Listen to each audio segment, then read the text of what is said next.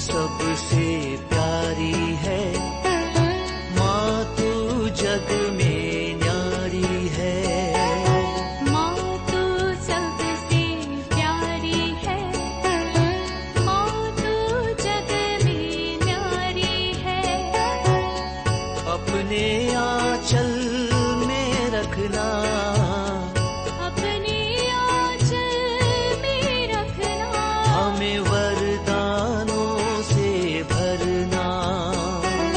माँ तू सबसे प्यारी है, माँ तू जग में न्यारी है। माँ तू सबसे प्यारी है, माँ तू जग में न्यारी है। पिता, पुत्र और पवित्र आत्मा के नाम पर आमीन। आप सबों को जय यीशु। आज का क्लास फिर से किसी ने कुछ वीडियो डाल करके मुझे दिया। उस वीडियो के अंदर इतना शक्तिशाली वचन घोषणा करता हुआ और वहां सब्जेक्ट है रैप्चर। रैप्चर के विषय में सिखा रहा है। उस क्लास को अगर सुनेंगे आप भयभीत हो जाएंगे। ऐसे कई क्लास कई बार हमारे इस YouTube चैनल के अंदर आप लोगों से मेरे पास रिक्वेस्ट आया, ब्रदर रैप्चर के विषय में क्लास लीजिए। इसलिए मैंने एक क्लास लिया था, पता नहीं 1 साल या 1.5 साल पहले हो सकता है। रैप्चर के विषय में मैंने एक क्लास ले चुका हूं, मुझे याद है। उसके अंदर मैंने साफ साफ बताया था रैप्चर शब्द ना कहीं बाइबल में है, ना कैथोलिक चर्च इस रैप्चर के विषय में सिखाते हैं। अनेकों लोग इस सब्जेक्ट के विषय में मेरे से आग्रह किया, अभी भी कई लोग पूछा, क्योंकि हम ये जो झूठी शिक्षाओं का क्लास चल रहा है, आज 31वां क्लास में ले रहा हूं, तो फिर से इसलिए एक रैप्चर के विषय में मैं आपको सिखाना चाहूंगा। मुझे याद है 2011 की घटना, शायद आप भी जानते होंगे। 2011 मई महीने का 21 तारीख को रैप्चर का दिन ये घोषित करते हुए भयंकर हंगामा करने वाले रैप्चर का गाड़ियां चलता हुआ ये लिखा हुआ, और कई पेंटेकोस्टल सभाएं इसके ऊपर उससे पहले 2011 में 21 तारीख के पहले इस डेट साफ साफ बताते हुए, इस डेट पर रैप्चर है उसका प्रूफ करते हुए सिखाने वाला अनेकों वीडियोस आपको गूगल सर्च करो आपको मिलेगा, और आप YouTube के अंदर सर्च करो आपको मिलेगा। विशेषकर 2011 में 21 तारीख का अवश्य आप देखना कितना दावा कर रहा है इस रैप्चर के विषय में। अभी हाल ही में एक भाई ने इस रैप्चर के विषय में कैथोलिक कलीसिया का क्या शिक्षा है ये पूछ करके मैंने उनसे एक उल्टा सवाल किया, आप इस रैप्चर से क्या मतलब रखते हैं? क्योंकि ये वचन बाइबल में तो है ही नहीं। जो लोग सिखा रहा है, आप जो देख करके आपने क्या समझा, इस रैप्चर से आप क्या समझा है? मैं आपको बताऊं, जितने भी लोगों से मैंने बातचीत किया, एक को भी रैप्चर क्या है ये भी नहीं मालूम है। रैप्चर के पीछे पड़ा हुआ है। कई कैथोलिक भाई मेरे से पूछा, रैप्चर के विषय में सिखाओ, रैप्चर के विषय में सिखाओ। लेकिन वो रैप्चर क्या है भाई, उसका उत्तर गलत दे रहा है। कई लोग सोचता है रैप्चर का मतलब है जो बाइबल के अंदर लिखा हुआ, जो अंतिम समय पर जो महासंकट होने वाला है, उस महासंकट को, द ग्रेट ट्रिबुलेशन, ये लिखा हुआ मिलेगा बाइबल के अंदर, उसको रैप्चर समझ रहा है। ग्रेट ट्रिबुलेशन या जो महासंकट हिंदी में जो लिखा हुआ वो रैप्चर नहीं है। सबसे पहले ये जो रैप्चर बोल करके जो चल रहा है वो उसका शिक्षा लेना चाहते हैं, उनको मैं यही सिखाऊंगा। ये जो महासंकट, द ग्रेट ट्रिबुलेशन, जिसके विषय में बाइबल में दानियल के ग्रंथ में हो, मत्ती के सुसमाचार अध्याय 24 में कई जगहों पर उस महासंकट के विषय में प्रभु ने कहा वो महासंकट नहीं है, ये रैप्चर।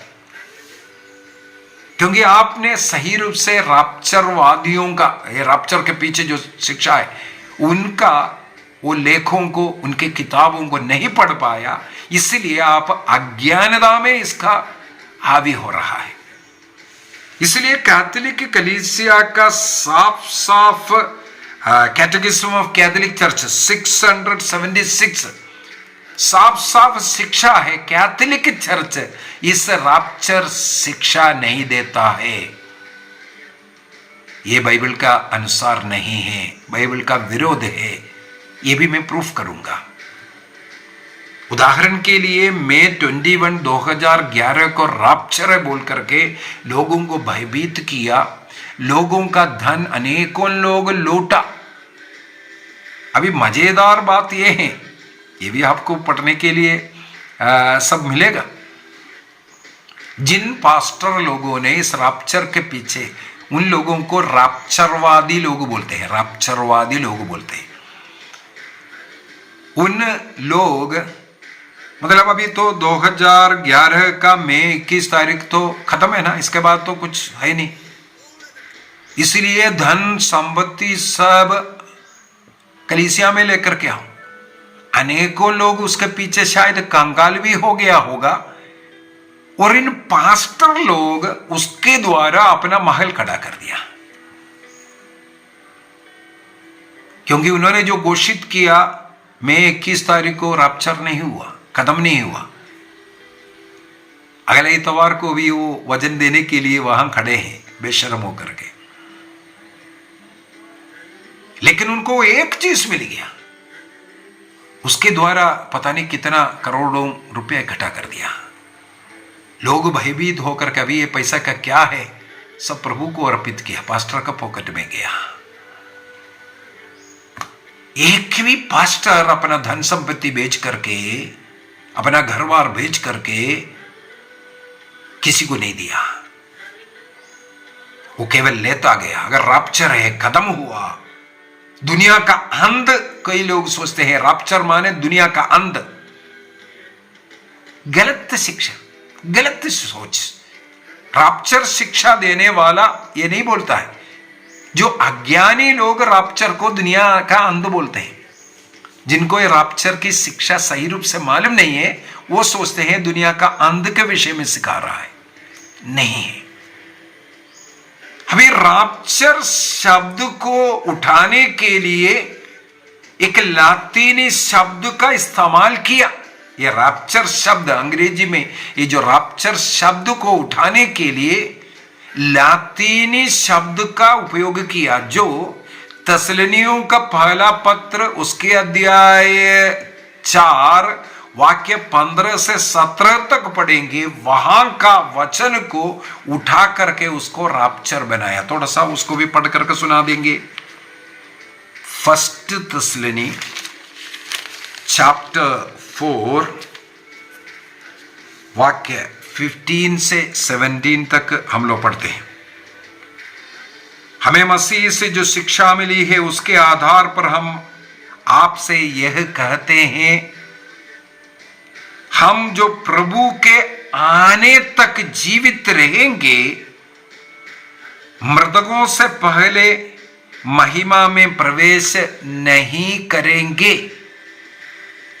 वाक्य 16, क्योंकि जब आदेश दिया जाएगा और महादूत की वाणी तथा ईश्वर की तुरही सुनाई पड़ेगी, तो प्रभु स्वयं स्वर्ग से उतरेंगे। ध्यान से सुन लेना, जो मसीह में विश्वास करते हुए मरे, जो मसीह में विश्वास करते हुए मरे, जो जीवित लोग नहीं है, मरे हुए उनके, वे पहले जी उठेंगे। इसके बाद हम जो उस समय तक जीवित रहेंगे उनके साथ बादलों में आरोहित कर लिए जाएंगे और आकाश में प्रभु से मिलेंगे। इस प्रकार हम सदा प्रभु के साथ रहेंगे। इस प्रकार हम सदा प्रभु के साथ रहेंगे। इसका जो लातीनी ट्रांसलेशन अर्थात जो वुल्गाते बाइबल में ट्रांसलेशन को पढ़ेंगे, उस शब्द को वहां पर जो उपयोग किया हुआ शब्द से इन लोगों ने ये जो शब्द उठाया, राप्चर शब्द को बनाया, राप्चरवादी लोगों ने। अभी मजेदार बात यह है, यहां पर संत पौलुस ने, इसलिए मैंने बोला ध्यान से सुनो, ध्यान से सुनो। संत पौलुस ने ये जो बात लिखा है वो ईसा मसीह के सेकंड कमिंग के विषय में लिखा है।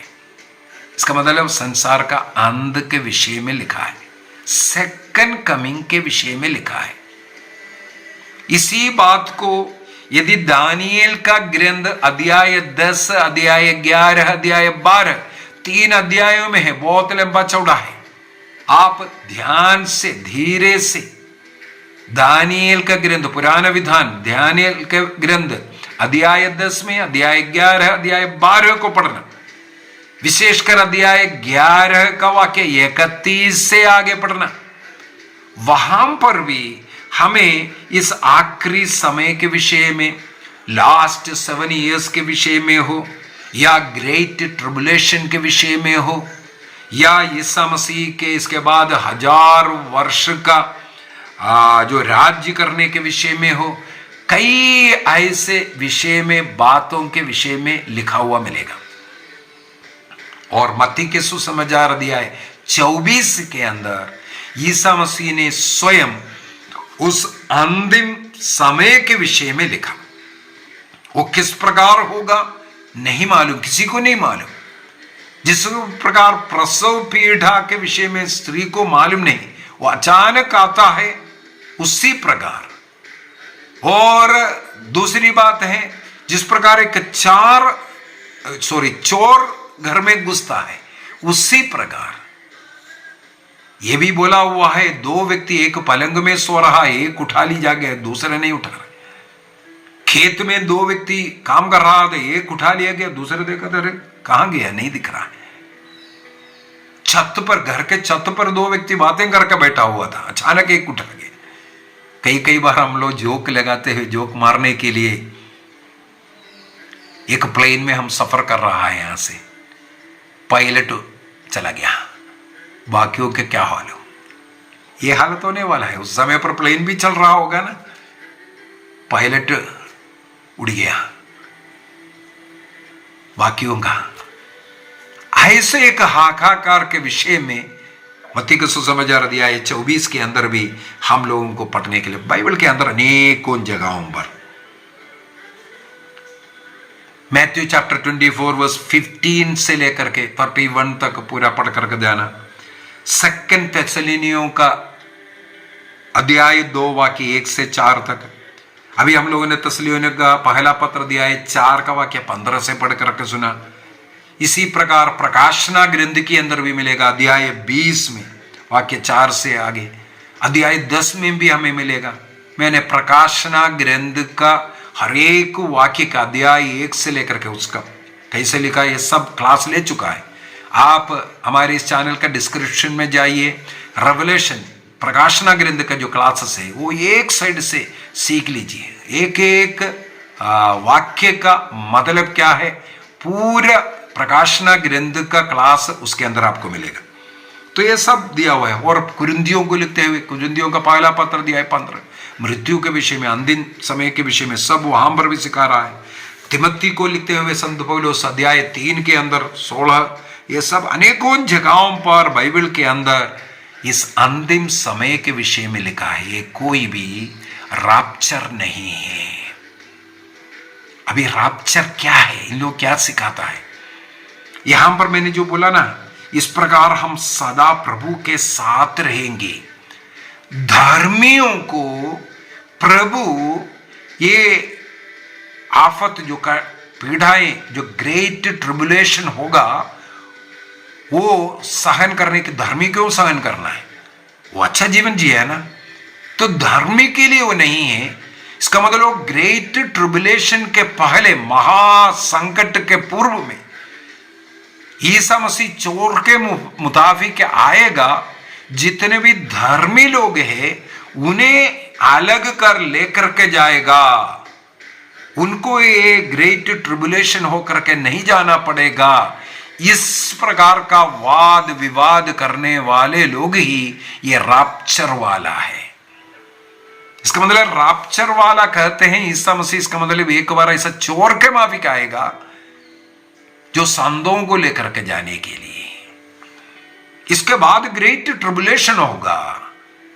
ये सिखाने वाला लोग, ये है रैप्चरवादी। हमें मालूम है केरल में एक गुट शुरू हुआ, उनका भी उत्पत्ति कैथोलिक चर्च से। कैथोलिक चर्च का एक करिश्माइक प्रीचर था। वो कुछ समय के बाद उनको ऐसा लगा, हाँ वही ईश्वर बन गया। यह कई लोगों का प्रॉब्लम यही है। प्रार्थना या बाइबल सिखाना शुरू करेगा, इसके बाद फादर लोग, सिस्टर लोग, बिशप लोग सब गलत है, वो व्यक्ति अकेला सही है, बाकी सब गलत कर रहा है। तो अपना कलीसिया फिर शुरू हो जाएगा। 4 वचन सीख लिया, अपना कलीसिया, अपना कमाई शुरू हुआ। केरल का ऐसा एक कलीसिया है, मैंने 2-3 क्लास इसके ऊपर डाल चुका है, जिसे सयन कहते हैं, सियोन कहते हैं, एम्बर इम्मानुएल। एक शैतानी कलीसिया, शैतान का संतान। उनका कहना है ईसा मसीह जन्म उनके बीच में हो चुका है, ईसा मसीह उनके बीच में सेकंड कमिंग आ गया। देखो, ये रैप्चरवादियों से उत्पन्न हुआ एक व्यक्ति, जोसेफ पंगारा जो है, वो जो है खुद मर गया है, वो मरेंगे नहीं, ऐसा ऐसा बोला है। पाप के जिंदगी जिया था करके बोल रहा है।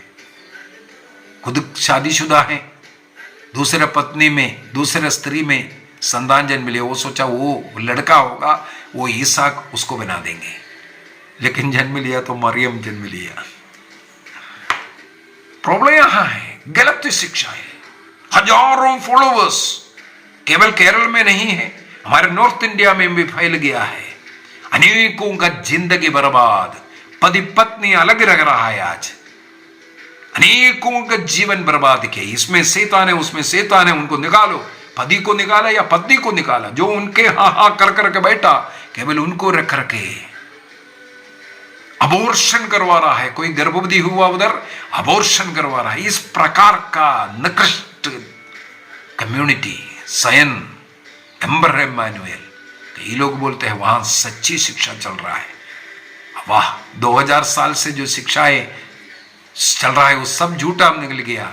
आज एक पन्नारा को एक ऐसा शैतान आकर के जो मिला, वो सही शिक्षा हो गया। अनेकों लोग धन संपत्ति सब बेच करके उनके वहां सयन में आकर के रह रहा है। अनेकों लोगों के लिए जाल बिछा रहा है। इसलिए समय समय पर मैंने आप लोगों से आग्रह किया, मुझे भी फोन आया, मेरे पत्नी को फोन आया, और मैंने जब सवाल किया रख करके हंस कर करके काट दिया, क्योंकि हमारे सवालों का जवाब देने में सक्षम नहीं है। चैलेंज करता हूं ऐसे लोगों को भी। गलत शिक्षा, भ्रमित करने वाले शिक्षा से आपको बचकर रहना है।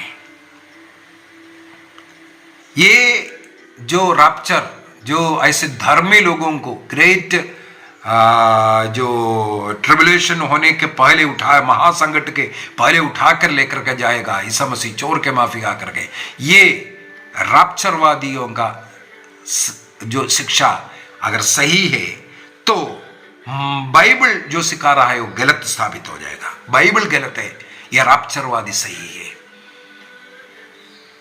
क्योंकि बाइबल का मार्कुस का सुसमाचार, आप नोट कर दीजिए इसको, मार्क चैप्टर 13 वर्स 24 से 27 तक का वचन, मैथ्यू चैप्टर 24 26 से लेकर के 31 तक, सेकंड थेसलोनिनी चैप्टर 2 वर्स 1 to 12, मत्ती का सुसमाचार 26 से 31 तक, दूसरा थेसलोनियों का पत्र अध्याय 2 वाक्य 1 से 12 तक का जो वचन यदि आप पढ़ेंगे आपको पता चलेगा ये जो रैप्चरवादी जो बोल रहा है, संतों को जो धर्मी अच्छा जीवन जिया है उनको महासंकट से बचने के लिए लेकर के जा रहा है, उसी को ही रैप्चर से मतलब रखता है।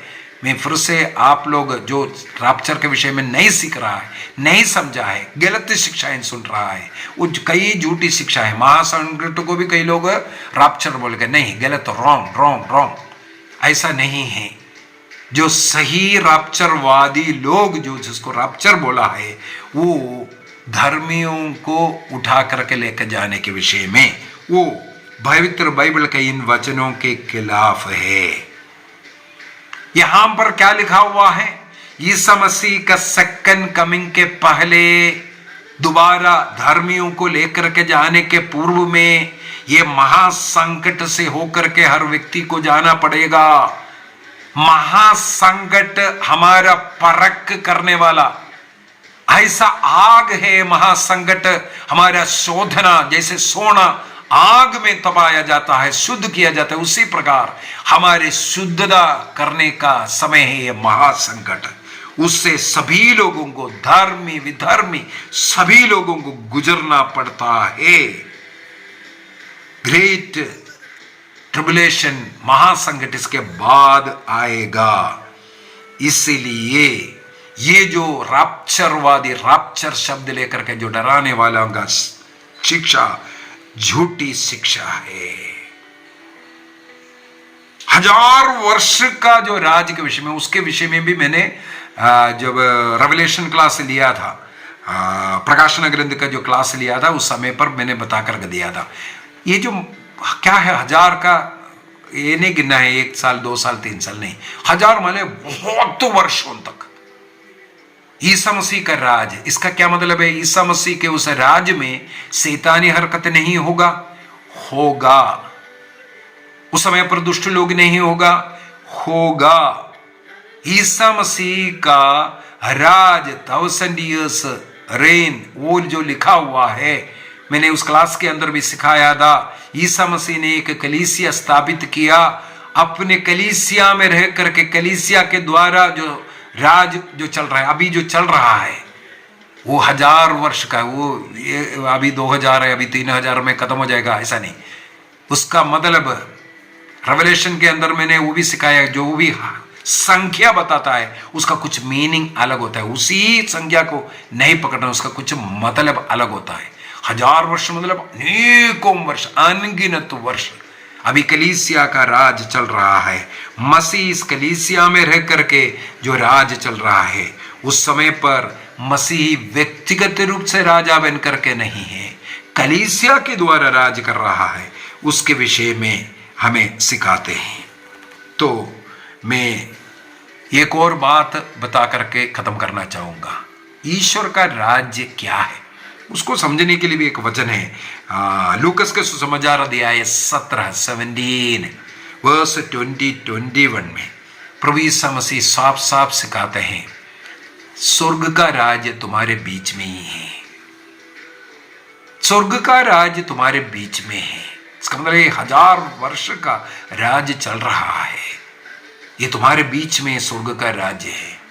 हमें मालूम है मार्कुस का सुसमाचार अध्याय 1 वाक्य 15 के अनुसार ईसा मसीह ने यही बोल करके सिखाया, पश्चाताप करो, सुसमाचार में विश्वास करो, क्योंकि ईश्वर का राज्य निकट है, तुम्हारे बीच में वो राज्य है करके प्रभु ने सिखाया। इसलिए मसीह ने जो कलीसिया की स्थापना किया है, जिस पेत्रुस की चट्टान पर कलीसिया की स्थापना किया है, उस कलीसिया का मुखिया ईसा मसीह, उसका शीर्ष है, और मुखिया के रूप में राज करने के लिए व्यक्तिगत रूप में ईसा मसीह ने पोप को, पेतरुस को अधिकार दिया। उनके अधीन रह करके जब मसीह का शरीर का अंग बन करके सत्य कलीसिया से जुड़े रहेगा, आप उस स्वर्ग राज्य के अनुभव में रहेगा। अन्य लोगों को दिखावा करना पड़ा, पवित्र आत्मा आ गया, यह सब दिखावा। लेकिन कैथोलिक कलीसिया ऐसा दिखावा नहीं दिखाता है, क्योंकि वो स्वर्ग का जीवन, प्रभु के साथ जीवन जी रहा है। वो खुशी, आनंद, स्वर्ग राज्य का आनंद का अनुभव करते हुए जी रहा है। इसलिए फिर से इस क्लास के द्वारा मैं ये आपको बताऊंगा, आप इस रैप्चर क्लासों को मत देखिए, उसके पीछे मत पड़िए। झूठी शिक्षाएं देने वाले लोगों का क्लास देखना बंद कीजिए। एक भाई रोज मुझे क्लास डाल करके दे रहा है, मैंने उनसे अनेकों बार बोला इनका क्लास देखना बंद करो, झूठी शिक्षा देखना बंद करो। स्वयं कैथोलिक है, अन्य क्लास, ये झूठी शिक्षा देकर आप स्वयं, आपको भी मालूम नहीं होगा कैसे कैसे गलत शिक्षाएं आपको भ्रमित कर आपको नरक में लेकर जाएगा। चाहे वो मूर्ति के नाम सिखा रहा हो, चाहे अन्य किसी भी चीज, बाइबल के उठा करके सिखाएगा, उसको किसी भी प्रकार तोड़ मोड़ करके सिखाएगा। जो कैथोलिक चर्च जिसको शिक्षा देने का अधिकार ईसा मसीह ने दिया, प्रेरितों को भेज करके बोला तुम संसार के कोने कोने पर जाओ, पिता पुत्र पवित्र आत्मा के नाम पर बपतिस्मा दो और उन्हें शिक्षा दो। शिक्षा देने का अधिकार कलीसिया को है। जो व्यक्ति कलीसिया से जुड़ करके रहता है उनको वो अधिकार है। अन्य लोग झूठे हैं, चोर हैं, उनके वश में ना पड़िए। आइए आंखें बंद करें, प्रभु को धन्यवाद दें, प्रभु की स्तुति आराधना करें, प्रभु की महिमा करें। तेरा राज्य आवे, तेरी इच्छा पूरी होवे। प्रभु का राज्य हमारे बीच में आने के लिए प्रार्थना करें। प्रभु हम सबों को आशीष दे, कृपा दे, पिता पुत्र और पवित्र आत्मा के नाम पर आमीन। आप सबों को जय यीशु।